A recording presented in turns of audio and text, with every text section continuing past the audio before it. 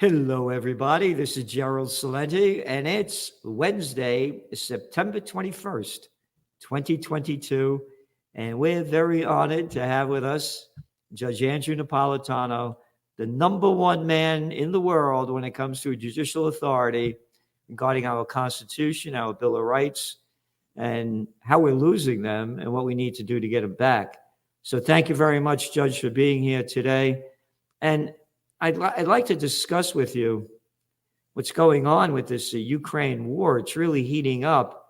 And as you well know, the cover of our Trends Journal magazine back 2 days before Russia invaded Ukraine was COVID war, Ukraine war, world war. And there it is.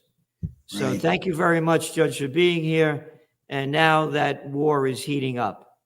It's a pleasure to be with you, and the cover you just showed is as brilliant and eye-catching and attention-grabbing as all of the other covers that you do. You're a very, very gifted colleague that does all of those.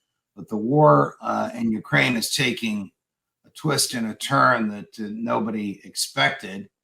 The Ukrainians have captured about 2,000 square miles, according to Colonel Doug McGregor, on whom you and I rely for military advice, on whom former President Trump relied when he was in the White House and Colonel McGregor was in the Pentagon, has said it's actually harmful to Ukraine to waste its manpower and materials on defending those 2,000 square miles. He's also said that the Russian offensive will now push them way back. Look, the Russians will win this war. The Ukrainians simply do not have the person power or the military equipment to win it without NATO on the ground. Now, NATO on the ground is World War III, which of course is catastrophic and absurd, and only the globalists in the State Department and in Western Europe really want that, just like only the globalists in the State Department want us to fight a war against mainland China for the absurd reason of defending Taiwan. But back to Ukraine. Putin may be a butcher, but he has a far, far stronger military and bottomless pit of resources to hurl at the Ukraine than the Ukrainians do, and he'll ultimately prevail. That's McGregor, and that's our other colleague with whom you and I were privileged to share a stage at your rally for peace in July, Scott Ritter. So what is the American government doing? Prolonging and enhancing and increasing death, destruction, and agony in a fruitless, useless, from perspective of American national security, fruitless, useless war. Again and again and again. We did this in Vietnam. We did it in Afghanistan. You could probably count virtually every war we fought since World War II has been fruitless, useless, and not directly or even indirectly related to national security. And you left out murderous. Murderous. Absolutely. And when you call Putin a butcher, look at the butcher, the Bush butchers, Yes. George Bush Sr. and the little daddy's boy, the little moronic little clown, George W. Bush, mission accomplished Bush.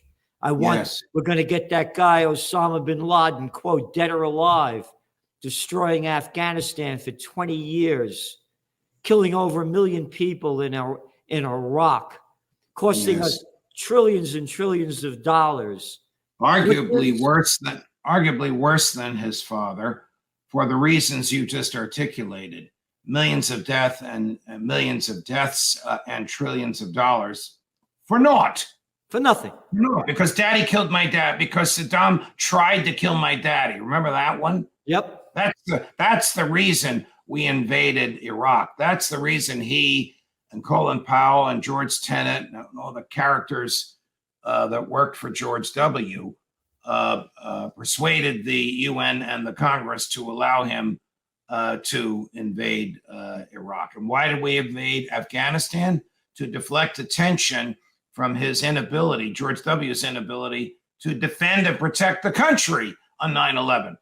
Yep. No American was prosecuted because Nope. 9/11 happened on their watch. I don't want to get into the origins of 9/11. It was Saudi money, and Bush was shaking hands with and kissing some Saudi potentate at his ranch within weeks of this. That's right. And how about what was 15 of the 19 people allegedly were Saudis that Correct. were involved with 9/11? Correct. And we still don't know where all the money came from because the government won't reveal what it knows. Even the plaintiffs who have sued the Saudi government, a case that is alive and well in Lower Manhattan, a case that's actually going to be tried, what they have discovered about Saudi money, they are prohibited from revealing to the public and to the press. And so, as we're talking about butchers, let's not forget Bill the Murderer Clinton, that every time he got caught with his pants down, it was bombs away over Baghdad. The Bill Clinton whose sanctions killed over 500,000 Iraqi children under the age of 5. And About which Madeleine Albright boasted as a cheap price to pay for democracy. Yep. What a despicable way to value human life of children as a cheap price. So as we keep talking about the butchers, he also gave us the Yugoslav war. And let's not forget the other butcher, the Nobel Peace of Crap Prize winner, Barack Obama. I want that guy Gaddafi out of there. Isn't Libya a wonderful place right now? Oh, and how many? I want that guy Assad must go in Syria. We've only killed, I think it's about 675,000 Syrians are dead and about 6 million refugees.